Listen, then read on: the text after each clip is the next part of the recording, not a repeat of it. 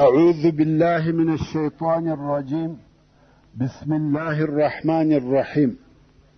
إن الحمد لله نحمده ونستعينه ونستغفره ونعوذ بالله من شرور أنفسنا وسيئات أعمالنا.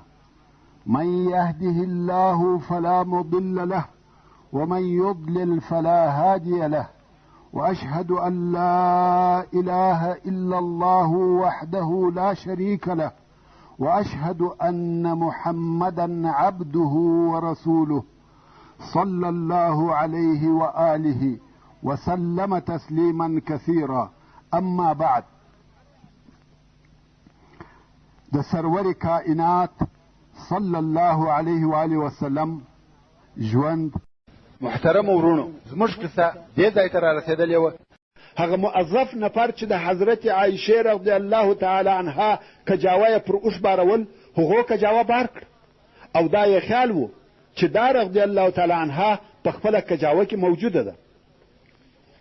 څرنګه چې حضرت عایشه رضی الله تعالی عنها په عمر کمه وه او په بدن هم ډنګره وه، تاسې ته خو د مسلمانانو د غریبۍ او مسکنت حالات د مخه لا بیان سوي دي چې په نس هم نه و ماړه، نو چاغښت د کومې خوا و؟ نو د دغه لږ عمر او ډنګرتیا په سبب هغه نفر چې د کجاوې د بارولو موظف وه، په دغه هم نس و پوه چې کجاوه خالي ده او بار یې کړ. همدارنګه هغه نفر چې د کجاوې په بارولو کې کومک کاوه، که یو یا دوه نفره وای د کجاوې خالیوالی به حس کړی وای، مګر هغه نفر هم زیات وه، دا یې نه کړه حس چې په کجاوه کې څوک نسته. کجاوه بار سوه او لښکر رهي سو. کم وخت چې حضرت عایشې رضی الله تعالی عنها خپل امیل پیدا کړي او بیرته راغله، لښکر تللی و. نو دې قصد وکړي چې دا باید پر دغه ځای پاته سي، او هر وخت چې لښکر پوه سي چې دا نسته، بیرته و دغه ځای ته پسې راګرځي. عایشه رضی الله تعالی عنها وایي زه د هلته په انتظار کښېنستم چې خوب را باندې غالبه سو او بیده سوم. دا نو د هلته بیده پرېږده. د رسول الله صلی الله علیه وسلم عادت و چې همیشه به د قافلې تر شا یو نفر پرېښاوه، چې دا نفر به تر قافلې ښه وروسته پسې وررهي و او د قافلې تر شا به اړول. د دې نفر وظیفه دا وه چې د قافلې څخه به هر شی پر منزل یا پر لارې پاته سوی و، یا به لوېدلی و، یا به هېر سوی و، هغه شی به ورسره رااخیستی. په دغه ورځ او په دغه وخت کې دغه موظف نفر صفوان ابن معطل رضی الله تعالی عنه او د قافلې تر شا را رهي دی، ځکه هغه بیا د قافلې تر شا او ډېر وروسته آرام کړی و. ویلې ده چې یو انسان د قافلې څخه پاته دی. چې ورنږدې سو، ویلې ده چې ام المؤمنین حضرت عایشه رضی الله تعالی عنها ده، او ویې پېژنده، ځکه د حجاب تر امر د مخه یې لیدلې وه او پېژندل یې. نو صفوان په لوړ آواز وویل انا لله و انا الیه راجعون. حضرت عایشه رضی الله تعالی عنها وایي په دغه استرجاع راویښه سوم، او صفوان ویل یا عایشه الله دې در باندې ورحمېږي، ولې پاته سوې؟ حضرت عایشې رضی الله تعالی عنها جواب ورنه کوي، وایي راویښه سوم، خو د ده د پوښتنې جواب مې ورنه کوي. او صفوان رضی الله تعالی عنه ویل ولا حول ولا قوة الا بالله. حضرت عایشه رضی الله تعالی عنها وایي ما تر ده شریف او باعزته نه دی لیدلی. اوښ یې راوستی، هغه یې چوکی او دی په خپله لرې ولاړی او ویل سپرسه یرحمک الله. ورونو، صفوان د دې دپاره لرې ولاړی چې دغه د اوښ د سپرېدلو حالت هم ونه ویني. وایي کم وخت چې زه سپره سوم، نو راغلی او اوښ یې رهي کړي او ډېر تیز تګ یې کاوه څو په لښکر پسې ور ورسېدی.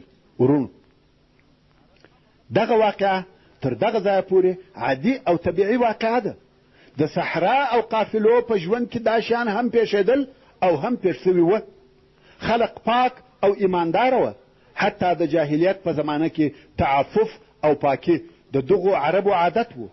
نو هیچا په دې واقعه کې نه چرت واهه او نه په زړه کې څه ورګرځېده. بیا خاصتا صحابه کرام رضی الله تعالی عنهم اجمعین چې د رسول الله صلی الله علیه وسلم سره یې داسې ژوند کاوه لکه اولاد. رسول الله صلی الله علیه وسلم یې لکه پلار او ازواج مطهرات یې لکه مندې. او بیا خاصتا صفوان رضی الله تعالی عنه په دین، عبادت، حیا او پاکي سره مشهوره و. دا یوه عادي او د نظره وتلې واقعه وه چې پیښه سوه. هیچا هم سر په ونه ګرځاوه.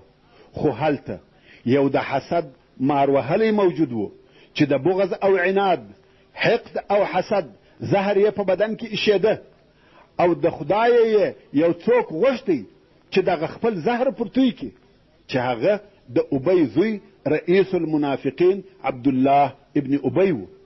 د حضرت عایشې رضی الله تعالی عنها د پاته کېدو واقعه ډېر ژر د ابی د زوی تر بې عزتۍ وروسته پیښه سوه. څرنګه چې د ابی زوی یوازې دا نه چې منافق و، بلکې د منافقانو استاد او معلم هم و، او زړه یې د هغه بې عزتۍ په سبب د بغض او عناد څخه هم ډک و. او دلته صفوان ابن معطل رضی الله تعالی عنه ولشکر ته راورسېدی او حضرت عایشه رضی الله تعالی عنها پر اوښ سپره ورسره ده. نو دغه عبدالله ابن ابی رئیس المنافقین ډېره خبیثه او معنا درلودونکې جمله وویل ستاسې د ملګري ښځه د صفوان سره والله نه دی د دې څخه خلاصوی دی، نه دا د ده څخه، العیاذ بالله. دا د افک خبره ده. دا خبیثه جمله د خبیثې خولې څخه د ام المؤمنین حضرت عایشه الصدیقې رضی الله تعالی عنها پر شرف طعن و. د ابی زوی منافق دغونه وویل، مګر دا خبره د ده د خولې څخه و بلې خولې ته او د هغې څخه بیا بلې ته نقلېده. لکه څرنګه چې د ضعیف النفس خلقو عادت دی چې د یوه کارګه څخه 100 کارګان جوړوي، هر یو پر دغه جمله د خپلې بېعقلتیا او بدبختۍ پر اندازه زیاتوب کاوه. په خپله عبدالله ابن ابی منافق په پوښ پیچلې معناداره خبره وکړه چې د بدو الفاظو صراحت نو پکښې، مګر په دغه حالت کې چې د یوه څخه و بل ته نقلېده، خبره په صریح او واضحه الفاظو بیانېده چې دا هغه افک دی چې الله جل جلاله په سورة النور کې ذکر کړی دی. افک و هغه درواغو ته ویل کیږي چې په انتهایی درجه کې د حقیقت څخه لرې وي. حضرت عایشه رضی الله تعالی عنها وایي زه په هیڅ نوم خبره او نه چا څه راته ویل، خو کوم وخت چې دا رضی الله تعالی عنها د سفر څخه بیرته مدینې منورې ته راغله او د رسول الله صلی الله علیه و آله وسلم کور ته ورغله، فورا مریضه سوه.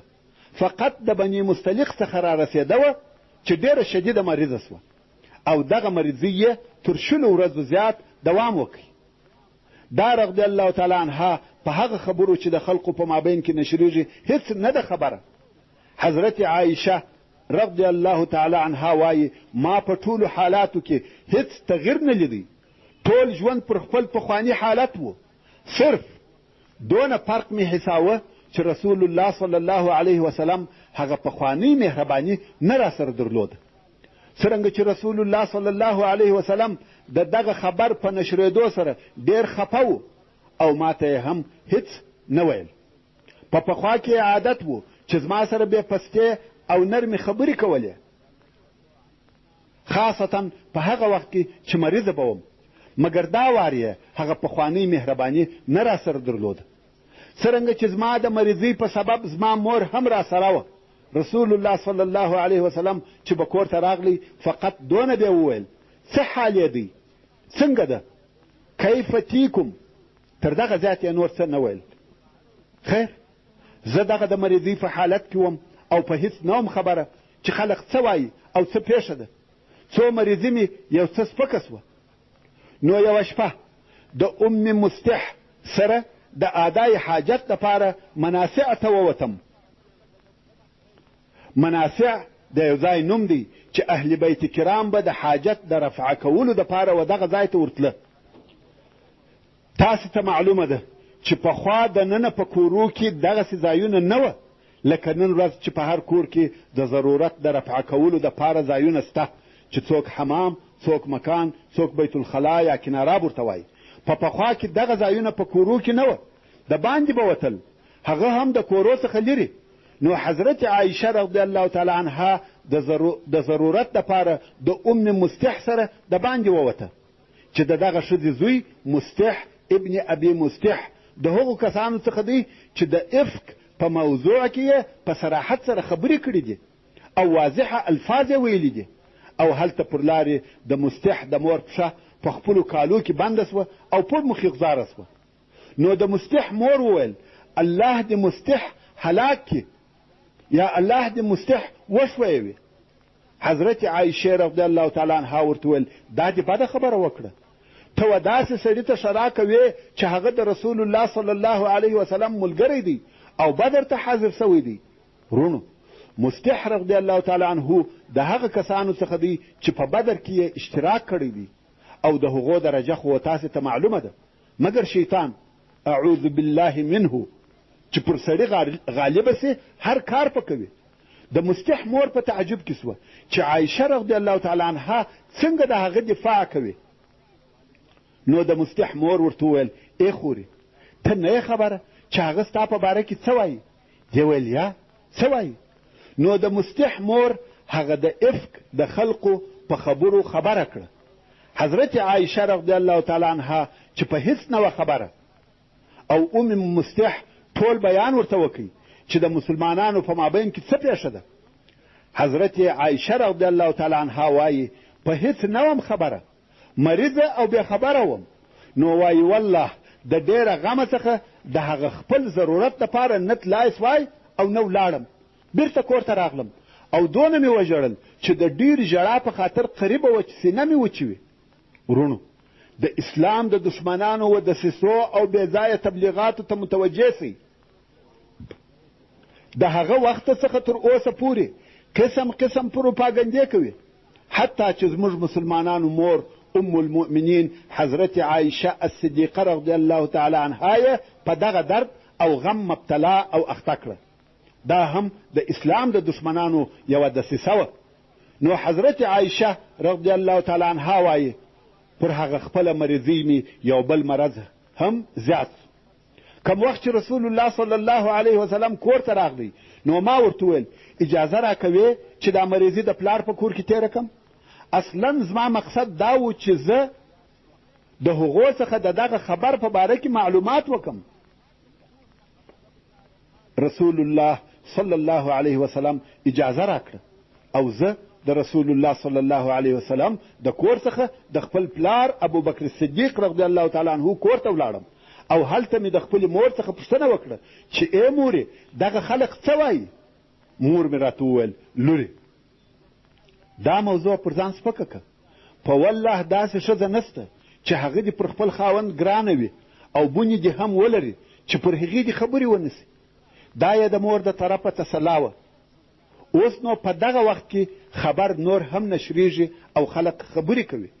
د الله جل جلاله د طرفه هم وحی نه نازلیږي، وحی هم قطع دی. په دغه ټوله موده کې جبریل علیه السلام و رسول الله صلی الله علیه وسلم ته نه راغلی. په دې کې هم الهي حکمت و و مسلمانانو ته عبرت او لارښوونه وه چې دغسې خبرې باید ونه کړي. یو پر بل یې باید د ښو ګمان وي. کم وخت چې رسول الله صلی الله علیه وسلم دا حال ولیدی چې خبر نور هم نشریږي، خلق دا موضوع نه هیروي بلکې پر دغسې خبرو نور هم جرأت کوي او د خلقو خبرې هم نسي ردولی، ځکه کم ښکاره دلیل نه لري او وحی هم نه ورته راځي. نو نه پوهېدی چې د دغه موضوع په مقابل کې باید څه وکړي. یوه ورځ یې خلق سر راټول کړه او رسول الله صلی الله علیه وسلم منبر ته وختی، په خطبه ویلو یې شروع وکړه. د خبرو په جمله کې دا هم وویل څه سبب دی چې ځینې خلق ما په خپله کورنۍ کې ازاروي او قسم په الله چې ما په دوی کې یعنی په خپل اهل کې بې له خیره بل څه نه دي لیدلي، او دا خبره هم په یوه سړي پورې تړي چې هغه زما د اصحابو څخه دی. په والله ما د هغه څخه بې له خیره او ښو اخلاقو بل شی نه دی لیدلی او هیڅ وخت زما د کورو څخه یوه کور ته نه دی ننوتلی مګر زما سره، یعنی بې له ما یوازې دی هیڅ وخت زما کور ته نه دی ورغلی او دا امکان نه لري چې زما په حضور کې داسې شی پیښ سي. دلته نو اسید ابن حضیر رضی الله تعالی عنه چې د اوس د قبیلې مشر او رئیس و ولاړ سو. او دا خو هم درته معلومه ده چې د افک د مسلې مؤسس او جوړونکی عبدالله ابن ابی منافق و او هغه د خزرج د قبیلې و او اسید ابن حضیر رضی الله تعالی عنه د اوس د قبیلې دی. کوم وخت چې سعد ابن معاذ رضی الله تعالی عنه وفات او شهید سو، نو اسید رضی الله تعالی عنه د اوس د قبیلې مشر وټاکل سو. نو اسید رضی الله تعالی عنه ولاړ سو او ویل یا رسول الله دغه سړی چې تا آزاروي که د اوس د قبیلې څخه وي موږ یې چاره ورکوو، او که چیرې زموږ د ورونو د خزرج څخه وي ته امر راته وکړه. قسم په الله دغه سړی د دې لایق دی چې غاړه یې په توره ووهل سي. یعنی هغه څوک چې ستا په شرف کې خبرې کوي هغه باید ووژل سي. د ده د خبرو په مقابل کې سعد ابن عباده رضی الله تعالی عنه چې د خزرج د قبیلې رئیس و ولاړ سو. ویل والله ته درواغ وایه، هیڅ وخت یې غاړه نه پرې کېږي. په والله تا دغه خبره نه کول مګر ته پوهېږې چې دا نفر د خزرج څخه دی. ځکه ټولو خلقو ته دا معلومه وه چې د دغه خبرې تر شا عبدالله ابن ابی ابن سلول رئیس المنافقین ولاړ دی. نو ویل که چیرې دغه نفر ستا د قوم یعنی اوس څخه وای بیا دې دغه خبره نه کول. دوهم وار بیا اسید رضی الله تعالی عنه ولاړ سو او د سعد ابن عباده رضی الله تعالی عنه په جواب کې وویل قسم په الله ته درواغ وایه، ته منافق او د منافقانو دفاع کوې. اوس په خپله د صحابه کرامو په مابین کې فتنه جوړیږي. دا هغه د انصارو مشران دي. ورونو ښه متوجه سئ دغه فتنه د دوی و مابین ته څنګه راغله او چا راوړه. د عبدالله منافق د تبلیغاتو تاثیر تر کومه ځایه ورسېدی. کم وخت چې رسول الله صلی الله علیه وسلم دغه حال او دغه فتنه ولیده صحابه کرام یې په بیرته تلو امر کړه او دی صلی الله علیه وسلم د منبر څخه راکښته سو. رسول الله صلی الله علیه وسلم غوښته چې مشوره ورسره وکړي او دا خبره پای ته ورسیږي. خو هغه نوره هم خبره پسې زیاته او توده سوه او قریبه ده چې د مسلمانانو په مابین کې شر پېښ سي. بیا نو رسول الله صلی الله علیه وسلم فکر کوي چې څه باید وکړي. نو یې وده علیه الصلاة وسلام ته هغه نږدې نفر راوغوښتل چې د اهل بیت څخه وه. یو یې اسامه ابن زید رضی الله تعالی عنه راوغوښتی ځکه زید ابن الحارثه رضی الله تعالی عنه د رسول الله صلی الله علیه وسلم د زوی په درجه کې و. یو خو د رسول الله صلی الله علیه وسلم په کور کې لوی سوی او تربیه سوی و، او بل یې تر اسلام د مخه دغه زید په زویوالي نیولی و. نو اسامه ابن زید رضی الله تعالی عنه د رسول الله صلی الله علیه وسلم د کور سړی و او پر رسول الله صلی الله علیه وسلم ډیر ګران و او پوره باور یې په درلودی. او بل یې حضرت علی رضی الله تعالی عنه راوغوښتی. دوی دوه یې سره یو ځای کړه او ویل تاسې په دغه موضوع کې څه فکر کوئ؟ دا څنګه حالات پیښ دي؟ اسامه ابن زید رضی الله تعالی عنه ډیره واضحه او مستقیمه خبره وکړه. ویل یا رسول الله تا ته خپل اهل ښه در معلوم دي او موږ هم ستا اهل پیژنو. د هغو په باره کې بېله شوالي بل هیڅ شی موږ نه دی لیدلی. دا خبرې ټوله درواغ دي او پر درواغو غوږ مه نیسه. اسامه رضی الله تعالی عنه ټوله داسې خبرې وکړې چې مقصد یې دا و یا رسول الله ته په دې خبرو هیڅ مه خفه کېږه او مه غوږ پر نیسه. حضرت علی رضی الله تعالی عنه وویل یا رسول الله ښځې ډېرې دي، یعنی که دلته تا ته کم مشکل پیښ وي تا ته د دې سره ژوند کول ضروري او لازمي نه دي، مګر د انصاف په خاطر د هغه خادمې او میندې څخه معلومات او پوښتنه وکړه کم چې د حضرت عایشې رضی الله عنها سره ژوند کوي، ځکه خادمه همیشه د هغې سره په تماس کې وي. که کم شی وي هغه باید په خبره وي. نو د هغې څخه پوښتنه وکړه، هغه به حال درته ووایي. رسول الله صلی الله علیه وسلم د حضرت عایشې رضی الله تعالی عنها خادمه چې بریره نومېده راوغوښته او رسول الله صلی الله علیه وسلم پوښتنې ځینې وکړې. هغې ویل والله بېله شوالي مې بل شی نه دی لیدلی، قسم په الله چې هیڅ وخت مې بدي نه ده پکښې لیدلې. بیا نو حضرت علی رضی الله تعالی عنه ور ولاړ سو او د بریرې په وهلو یې شروع وکړه او ویل رسول الله صلی الله علیه و آله وسلم ته رښتیا ووایه. هغه وایي په والله ما هیڅ وخت بدي نه ده لیدلې مګر یوه ورځ ما اوړه خیشته کړه او بیا مې د باندې یو کار درلودی. ما غوښته چې د باندې ولاړه سم، نو مې ودې رضی الله تعالی عنها ته وویل پر دغه اوړو پام کوه او فکر کوه، زه ولاړم. دې هغه اوړه هېر کړې وه او پسونه راغله هغه اوړه یې وخوړل. په ټول عمر مې د عایشې څخه دغه یوه خطا لیدلې ده، بې له دغه څخه په والله ما هیڅ بدي او شر نه دی پکښې لیدلی. دلته نو نسبت و رسول الله صلی الله علیه وسلم ته خبره پای ته ورسېده. د هغه علیه الصلاة وسلام په نیز قصه واضحه او روښانه سوه. مګر خلق ډېرې خبرې کوي او دا خبرې پر سړي تاثیر کوي او په خفه کېږي. خو دغه حالت بیا هم دوام درلودی څو یو وخت رسول الله صلی الله علیه وسلم د ابوبکر صدیق رضی الله تعالی عنه کور ته ورغلی او حضرت عایشه رضی الله تعالی عنها ته یې د تقوا، دیانت او توبې خبرې وکړې. حضرت عایشه رضی الله تعالی عنها وایي زه په تعجب کې سوم چې رسول الله صلی الله علیه وسلم هم پر ما شک لري.